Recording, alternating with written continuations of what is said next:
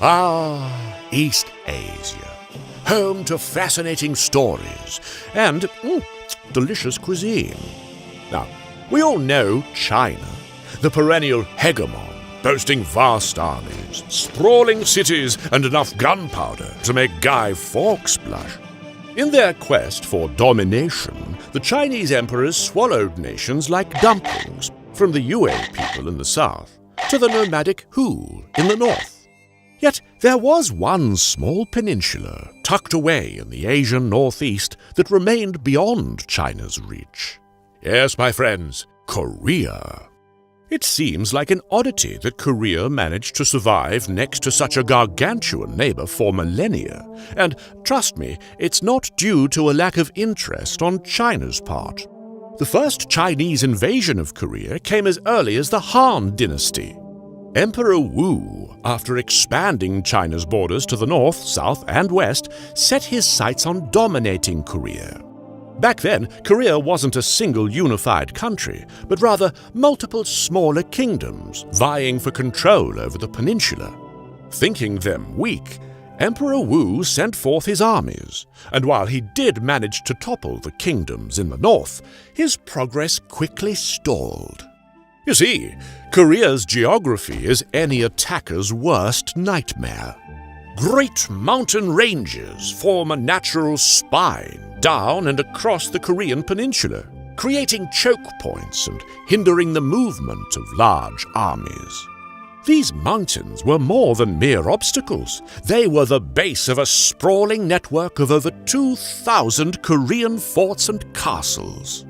Emperor Wu's armies quickly became bogged down in protracted sieges, unable to progress deeper into Korea, and all the while they faced constant ambushes and supply line raids.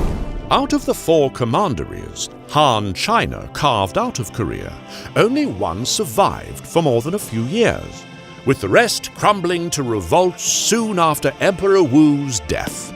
China managed to cling to its westernmost slice of Korea for another 4 centuries, certainly an impressive feat, but ultimately lost control of it not long after the Han Dynasty disintegrated into the infamous 3 kingdoms. China didn't reunite until 581 AD, under the Sui dynasty, and pretty much its first order of business was to invade Korea again. Failing to learn from the Han dynasty's mistakes, Emperor Wen sent over 1 million troops into the peninsula. The campaign went disastrously, and the defeat was so expensive and demoralizing that the Sui dynasty was overthrown almost immediately. The usurping Tan dynasty tried a different approach. It allied with one of the Korean kingdoms to conquer the rest. Very clever. This worked initially, but then the now unified Korea turned on its Chinese ally and eventually starved its armies out. But rather than taunting China with their de facto independence, the Koreans tried a more diplomatic approach. They voluntarily paid tribute to the Chinese emperors, sending gold and silver, precious gems and concubines, supposedly acknowledging them as superior, while maintaining independence. Of course, this wasn't always enough for the Chinese. They invaded Korea another 3 times during the 11th century, for example. Yet every time the invaders would hit a brick wall of mountain forts, and the Korean monarchs would quickly propose peace that would let the failed attackers save face. Only the Mongols were persistent enough to penetrate these defenses. It took a while, a total of 8 separate invasions over the course of nearly 30 years. But even then, the Koreans managed to negotiate a peace that left their ruling dynasty intact by promising to aid the Mongols in their attempts at conquering Japan, which, spoiler alert, didn't go so well. The Mongols did also conquer China as well, so one could argue that China has conquered Korea for some 100-odd years.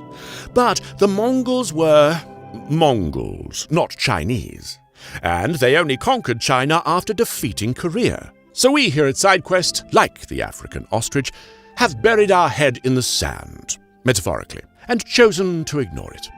What shouldn't arbitrarily be ignored, though, is the wonderful business management platform of our good friends at Odoo. Their all-in-one management software allows entrepreneurs such as ourselves to manage our businesses in a simple and efficient manner. With Odoo, you can not only handle everything on the day-to-day side of your business, you can also build amazing websites from scratch. The Odoo Website Builder has an intuitive drag-and-drop interface that doesn't require any technical skills, allowing you to create vibrant and responsive websites with minimal effort.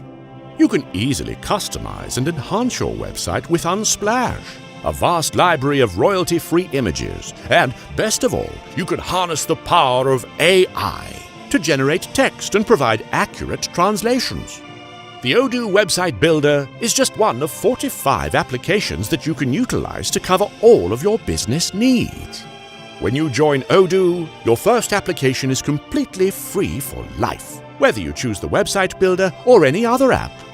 This includes unlimited hosting and support, and if you select the Website Builder, Odoo will also provide you with a free custom domain for the first year. Just sign up using the link in the description and level up your business with Odoo. But anyway, the Mongols certainly didn't level up. And after they were overthrown in China, the Koreans pushed them out as well, promptly resuming tribute to the new Min dynasty. The Chinese were fine with this arrangement. By this point, they had learned their lesson that governing Korea directly wouldn't be worth its cost in blood. And that's if they could even conquer it without collapsing first, like so many other dynasties had done in the past. The Ming even helped Korea repel 2 invasions from Japan, so all that tribute actually paid dividends. But my friends, there was one final Chinese invasion which I guess we could disqualify, just as we did with the Mongols, since it wasn't actually Chinese, but rather from the Manchu people, who would later depose the Ming to form China's final imperial dynasty, the Qin. The Koreans supported the Min, even as that dynasty disintegrated, and resisted the Manchu takeover. Thus the Manchus invaded Korea twice. But both wars were short-lived, as Korea did its usual diplomatic bait and switch of offering tribute in exchange for peace.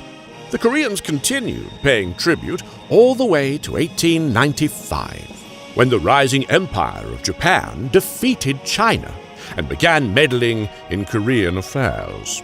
In a twist of irony, it was Japan that ended up conquering Korea, not China, and it did so without waging war at all.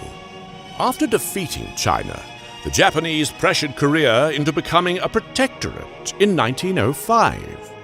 And after stationing garrison troops everywhere, they formally annexed Korea 5 years later. We won't be getting into all the tragically interesting bits after that. Those stories are for another time. But there you have it. Despite millennia of coexistence, China never truly managed to conquer Korea, thanks to its strategic geography and shrewd diplomacy. Or was it K-pop? I can never remember.